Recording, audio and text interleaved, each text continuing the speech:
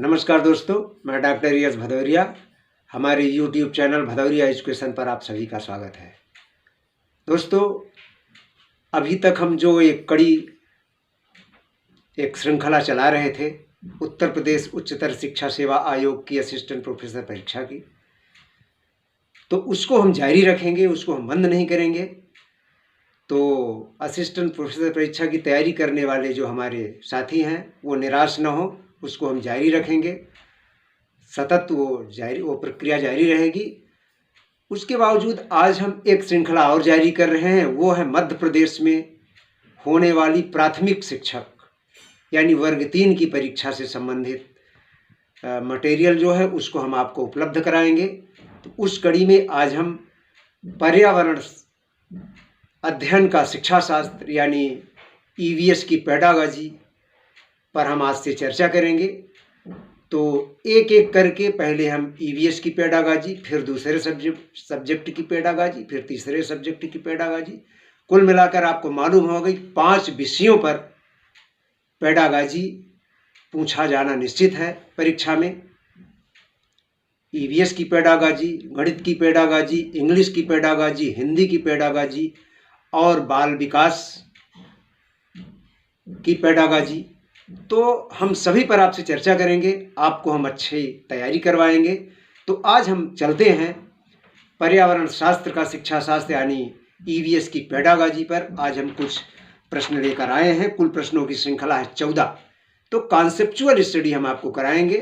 तो देखिए, आज हम चलते हैं अपने पहले प्रश्न पर।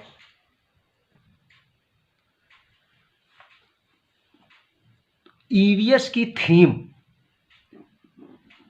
इन्वायरमेंटल स्टडी की थीम क्या है? देखिए, थीम का तात्पर्य है कि क्षेत्र कितने हैं, कितने क्षेत्र पर हम पर्यावरण का अध्ययन करते हैं। तो वो है कुल 6 थीम हैं। इसकी ये 6 मुख्य थीम हैं। ये ध्यान रखिएगा, कभी कभी परीक्षा में पूछ लेता है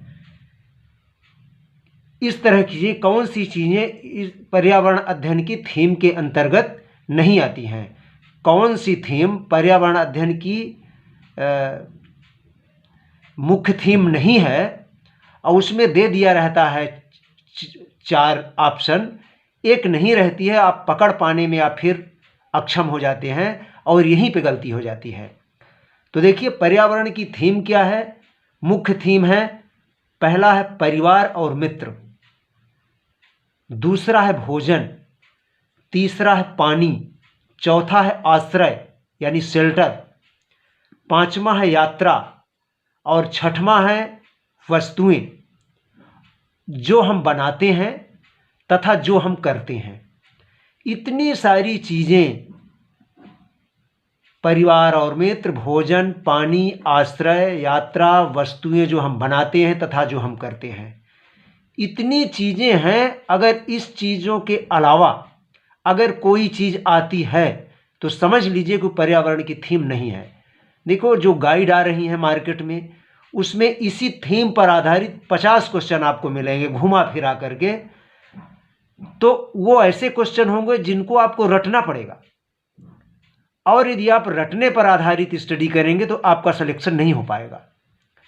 तो रटने पर आधारित तैयारी आपकी ना हो, आपकी तैयारी अंडरस्टैंडिंग और थिंकिंग लेवल की हो।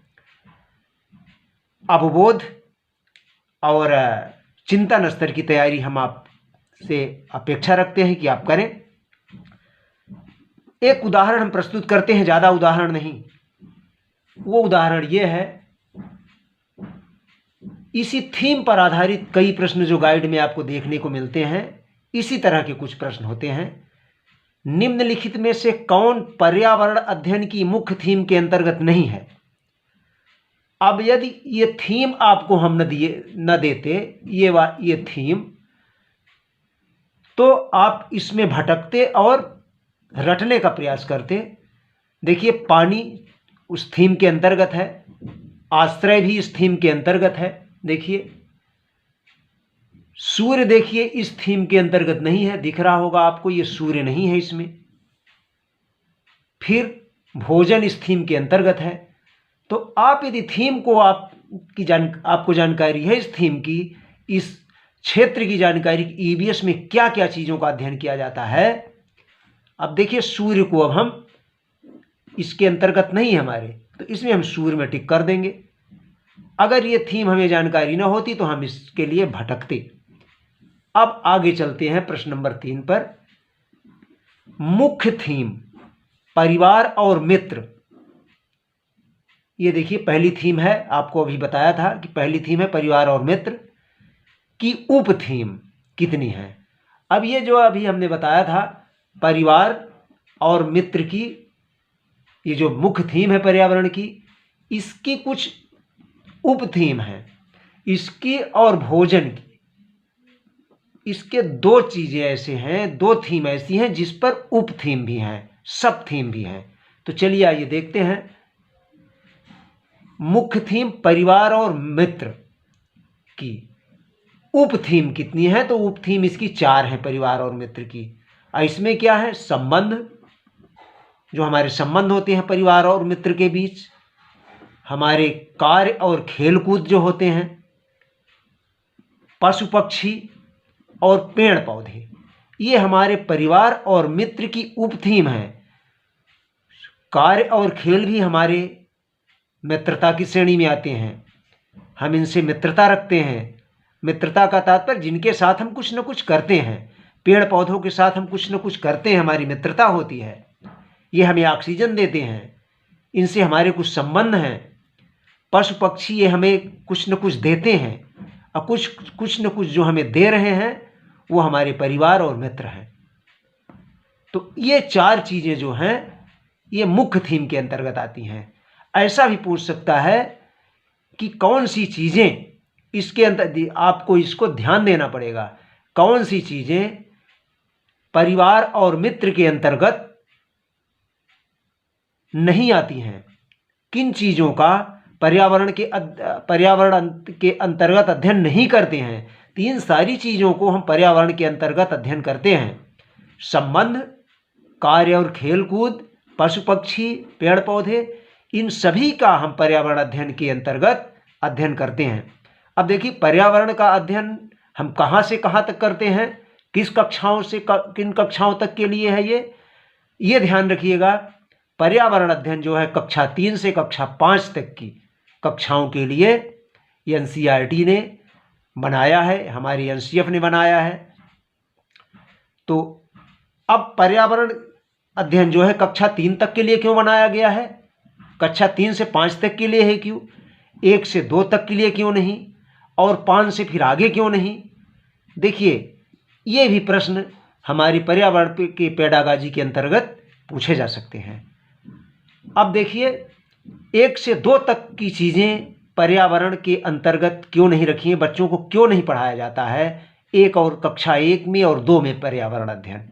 इसलिए कि बच्चे पर्यावरण के अंदर जिन चीज़ों को रखा गया है उन चीज़ों को समझने की क्षमता कक्षा 1 और 2 के बच्चों के पास नहीं होती है, ऐसा मानना हमारे शिक्षाविदों का है, एनसीईआरटी का है, और राष्ट्रीय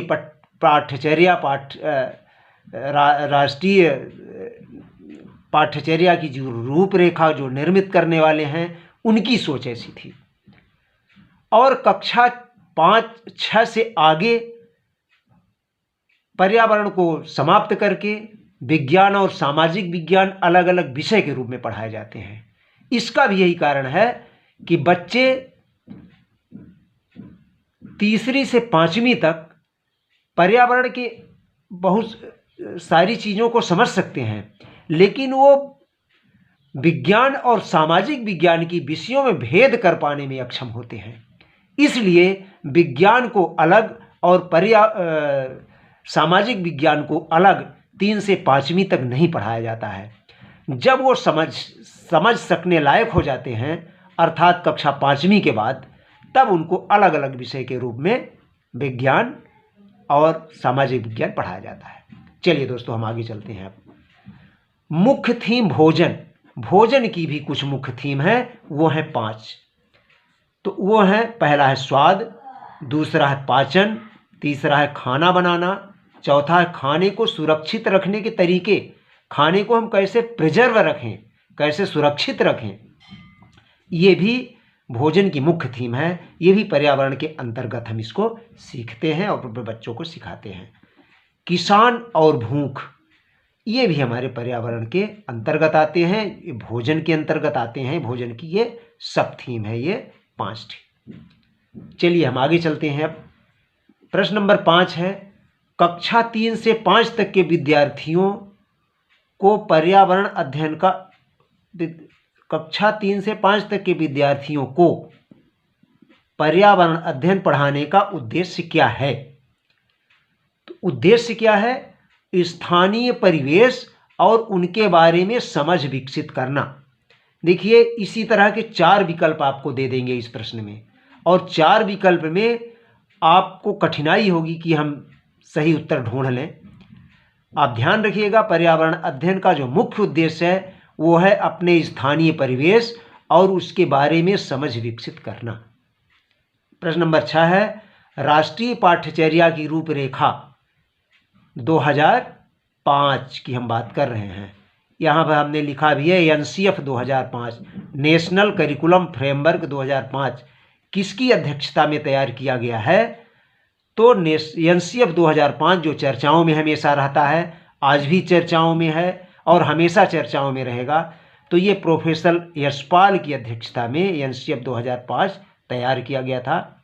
प्रोफेसर यशपाल का नाम आपने सुना होगा। Professor Yashpal programme of action 1992 जो था, जो राष्ट्रीय शिक्षा नीति 1986 के बाद बना था, 1992 में POA 1992, प्रोग्राम ऑफ एक्शन 1992, उसका जो मुख्य उसका मोटो था, मुख्य उद्देश्य था, वो है बस्ते के बोझ को कम करना। 1992 में जो बना था वो क्या है? बस्ते के बोझ को कम करना, बच्चे के। तो ये यशपाल जी के अध्यक्षता में ये भी प्रोग्राम ऑफ एक्शन भी बना था, और जो NCF 2005 भी है वो भी प्रोफेसर यशपाल के। अब दोस्तों, आप अपनी नोट्स भी बनाते चलिएगा। बहुत सारी चीज़ें हम बीच में ऐसी बता जाते हैं जो कि आपको नोट्स तैयार करने लायक है, तो आप अपनी नोट्स तैयार करते रहेंगे और निश्चित है कि मध्य प्रदेश की जो प्राथमिक स्तर की जो परीक्षा होने वाली है मार्च में, उसमें आप सफल होंगे। प्रश्न नंबर 7 है, प्रश्न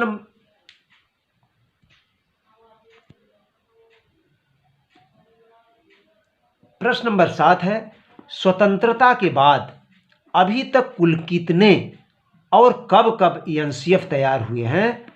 तो 4 NCF अभी तक तैयार हुए हैं। 1975 में, 1988 में, सन 2000 में और 2005 में। दोस्तों, अब NCF को हम जान लें कि NCF क्यों तैयार किए जाते हैं। NCF का आधार क्या होता है?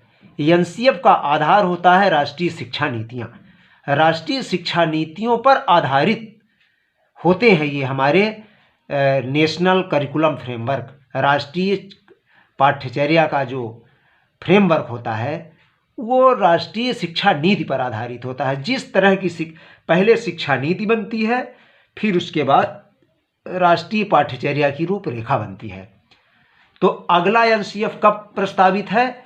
तो 2021 में। हमारा अगला NCF जो है 2021 अब प्रकाशित होने वाला है, या कि कुछ टाइम लग सकते हैं, 2-4 महीने, लेकिन जब प्रकाशित होगा तो NCF 2021 के नाम से ही प्रकाशित होगा ये। तो NCF 2021 किस राष्ट्रीय शिक्षा नीति पर आधारित होगा? तो वो है राष्ट्रीय शिक्षा नीति 2020। अब देखिए प्रश्न नंबर 9 है, पर्यावरण से संबंधित वाक्य बच्चों के विद्यालयी जीवन को बाह्य वातावरण से जोड़ना।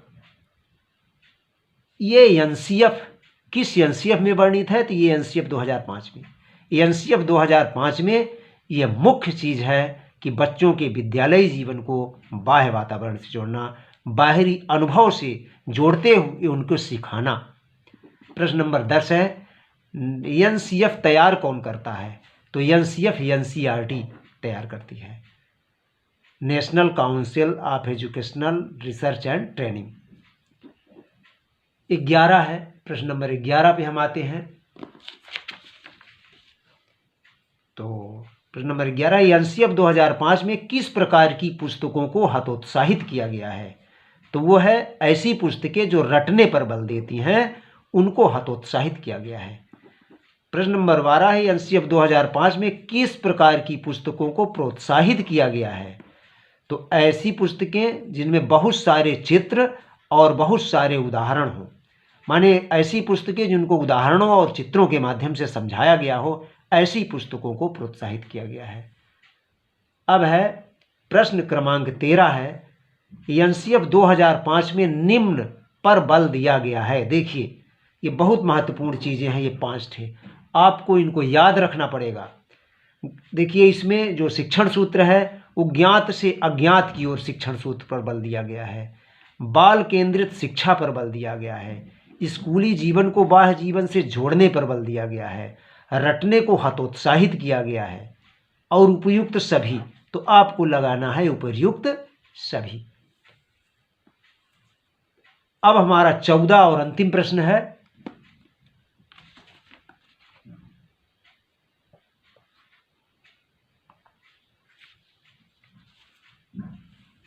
प्रश्न नंबर 14 देखिए, कक्षा 3 से 5 तक साइंस एवं सोशल साइंस विषय की जगह पर्यावरण अध्ययन विषय क्यों रखा गया है?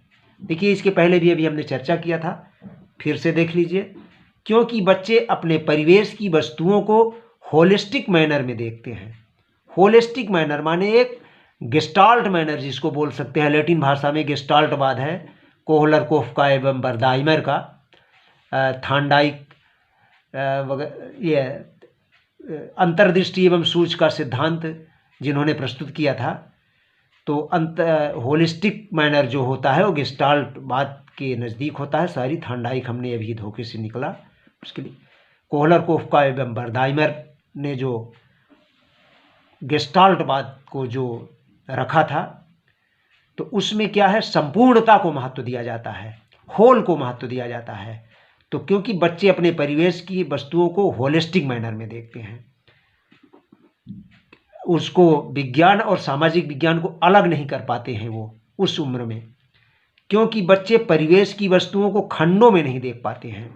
खंडों में यानी विज्ञान की चीज़ों को और सामाजिक विज्ञान की चीज़ों को वो अलग अलग खंडों में नहीं देख पाते हैं, नहीं समझ पाते हैं, क्योंकि वे इस उम्र में विज्ञान और सामाजिक विज्ञान की विषय वस्तुओं में भेद नहीं कर पाते हैं। और उपर्युक्त सभी, तो उपर्युक्त सभी। दोस्तों इस तरह से हमारा आज का ये पहला भाग पर्यावरण का समाप्त होता है यहीं पर। तो दोस्तों हमारे चैनल से आप लोग जुड़े रहेंगे।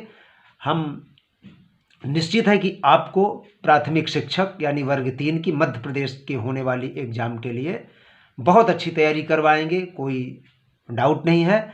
और हमारे वे साथी जो अभी तक हमसे जुड़े हैं, उत्तर प्रदेश उच्चतर शिक्षा सेवा आयोग की असिस्टेंट प्रोफेसर परीक्षा की तैयारी करने वाले, तो वो भी निराश न हो। असिस्टेंट प्रोफेसर की परीक्षा की तैयारी की जो हम श्रृंखला चला रहे हैं उसको हम जारी रखेंगे।